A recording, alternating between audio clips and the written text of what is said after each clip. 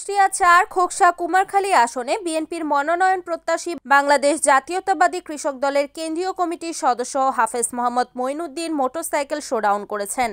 শনিবার ২৬ জুলাই সকাল থেকে খোকসা ও কুমারখালীর সাধারণ মানুষের ব্যানারে হাজার হাজার মোটরসাইকেল, পিকআপ ও মাইক্রোবাস নিয়ে উপজেলা সদরের বিভিন্ন এলাকায় সমবেত হন।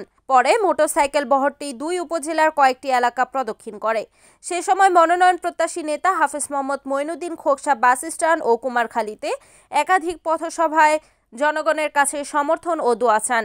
এ সময় উপস্থিত ছিলেন সোমসপুর ইউনিয়নের যুবদলের সভাপতি বরুণ বিশ্বাস, উপজেলা কৃষক দলের সদস্য মোহাম্মদ জামাল শেখ, আনারুল ইসলাম, মোহাম্মদ আসাদুল ইসলাম প্রমুখ সহ হাজারো নেতাকর্মী উপস্থিত হন। জুলাই আগস্টের স্মরণে শহীদ আবরার ফাহাদের কবর জিয়ারত করেন। Report Nazmul Hasan, NAN TV, Kushtia.